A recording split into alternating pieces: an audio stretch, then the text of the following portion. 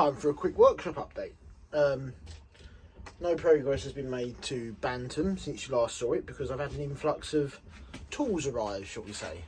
Dad's tools have been split between me and my brother and their little workshop, which we're going to keep going because we have too much stuff to keep here. So the stuff that's come here is more or less, although not with the odd exception, more or less now sorted into place. Yes, there is still a tip behind me, but also behind me is much improved from what we had before. So, a quick tour. Up there we've got the die and tap holders, wrenches, terminology of your choice. Mostly taps with dies, BA taps and dies, metric taps and dies.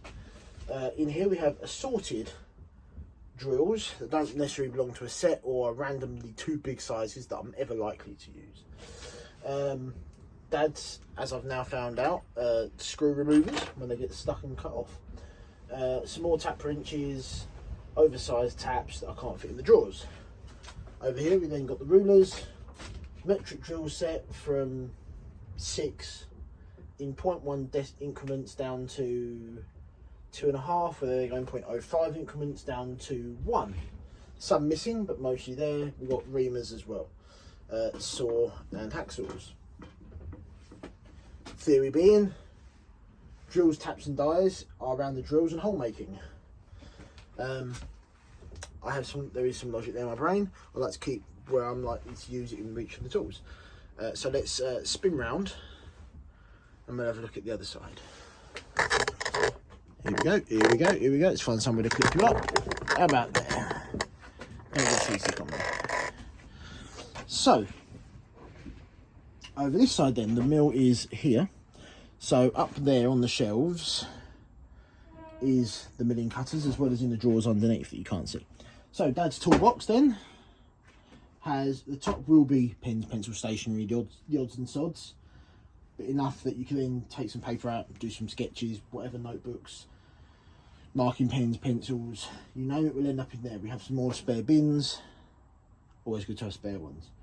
Probably you end up next to the mill somewhere, don't know yet, that's why they're spares.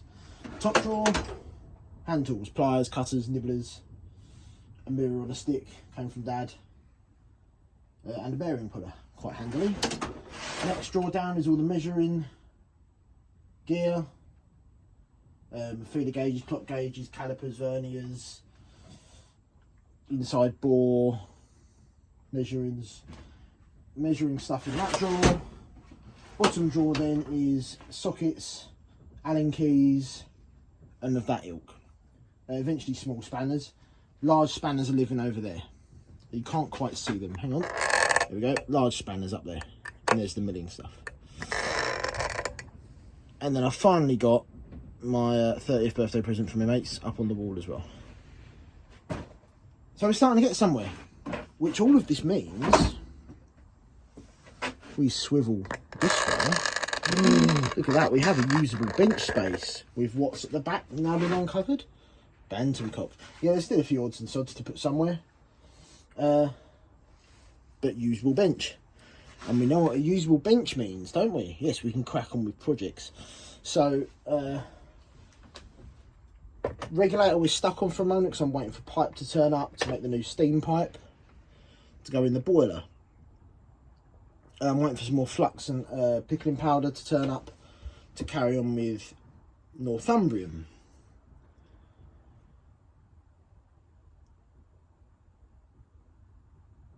Yes. So what else have we been up to? Well,